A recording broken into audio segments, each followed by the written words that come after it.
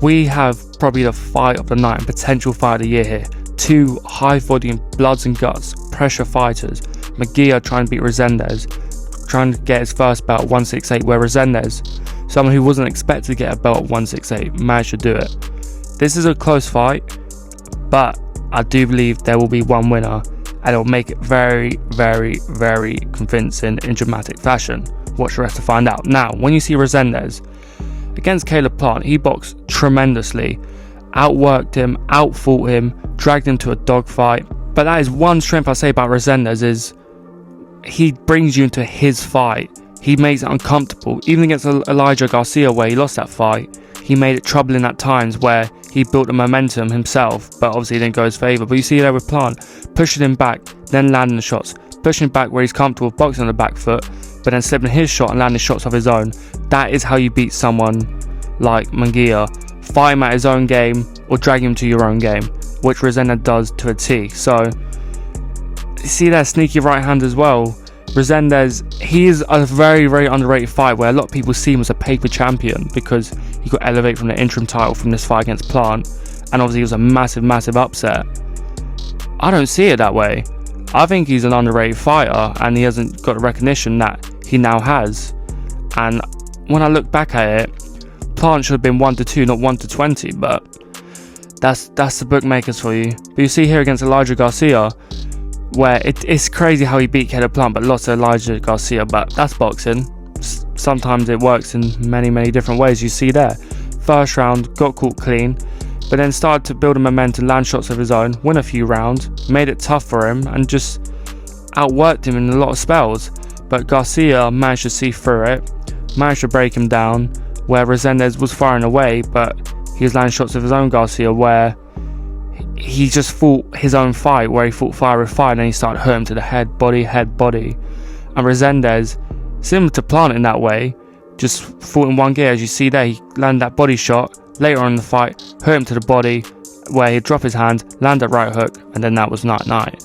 But with Munguia, for example, he only really has one style. Like, he is decent defensively, but he's just more of just a pure volume punching, aggressive pressure fighter. That's all he really is. We don't really see him showing shades of Ali boxing, just showing the sweet science. He's not that type of fighter, which there's nothing wrong with that as long as you master your craft. Where you see against Bruno Sarase, he had moments in the rematch where he could have stopped him, but Bruno was just tough as they come. And also, I'm not going to go into detail, but we know where that fight got changed to a no contest, so it does make you wonder, and it does give you a few questions where you're like, how legit is Munguia? But Munguia, we know he's a tough fighter. He gave Canelo a tough fight, Canelo I should say. But you see that defensively, where he rolled under and slipped under. He is sound defensively, where you will learn tricks like that against fighters, especially when you have Eddie Reynoso's in your corner, someone who is underrated. But again, it does make you wonder with all the fighters in this gym that keep popping, it does make you wonder, but we're not here to talk about that. But Munguia, he just pushes you back, he lands shots of his own, hooks, uppercuts. Very rarely you'll see him throw a jab. I mean, when he does, it does seem forced, where you see there, when he landed that jab, Bruno landed shots of his own, where he lands a shot against Munguia, Munguia's like, resort to old tactics, hooks. Similar to how he dropped him in the first fight, in the second round, left hook, his shot landed first, and he pretty much battered him for 6 rounds. It was one-sided, absolutely one-sided, but what happens? Munguia got complacent, landed any shot he wanted to, pushed him back, and then that's how he got caught, landed a few good shots, uppercut, and then Bruno, credit to him, timed him well, right hook on the chin. That was night in your home yard. Now, with Resendez, quite simple. Keys to victory, non-stop relentless pressure. You can't fight someone like that and just box and move. You gotta just throw the kitchen sink, just like Canelo done, but obviously Canelo does it to elite level. Counter punch from the back foot in spells, because that's how you'll nab the rounds I should say, and that is also how you got knocked out against Bruno. So there are some flaws that can be exposed, and quality of punching. You can't just be like, let's time it onto this, let's do that. Just throw the kitchen sink, and when you're on the back foot, then you time it. Whether Munguia, you got to time them hooks and uppercuts, because that's how you got stopped. That's how you get caught. That's how Canelo drops you. Just wide hooks and uppercuts, just thrown like a madman. But you got to push Resendez back and be the aggressor, and you got to dictate the tempo and pace of the fight. You know, you can't let Resendez, because he's the champion, you have to rip it off him. You have to push him back. You have to make it ugly, make it dirty, do anything possible to get that belt off him. And you just quite simply dictating the tempo and pace of the fight, I believe, could be the biggest factor of them all. Because Resendez, we saw him against Elijah Garcia, where he fought at his own pace, but then he matched the pace of Garcia, and then that pretty much was his downfall.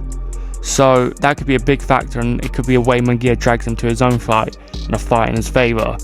But stylistically and on paper, I know I'm saying it a lot, but fights on this card is proper 50-50s. Proper 50-50s, and I believe this is one of them. Munguia, I think he has improved, but you do wonder with his improvements, with the whole situation after the rematch with Bruno, how much of that is legit, similar to Conor Ben. But Resendez, he is an underrated high volume pressure fighter who is a world level fighter, not elite, but I do believe Munguia will get the victory. I don't know if he'll stop him, because Resendez is tough. I know Garcia managed to do it, but I don't know if it'll be a 12-round Mexican war where it goes to points. It is a really tough fight, but I do believe Munguia will get the edge. I do believe he'll just about be victorious, because I do believe his experience will get him over the line. Because Resendez, he's only had about 16 fights, Munguia's had about 50. I know half of them were in Tijuana, but they all add up. And I do believe the fight will be purely won based off experience. And I do believe it is a step just a bit too soon for Resendez, where he should have had a voluntary. And if this is his voluntary, I can't remember from the top of my head, but if he's chosen Munguia as a voluntary, then Resendez is an absolute madman, just like Wardley, and fair play to him. But that is all for today. Hope you enjoyed. Please like, subscribe, and as most importantly, this ain't financial advice. This can be what I'll be betting, backing based off my own research. Have a great day, boys.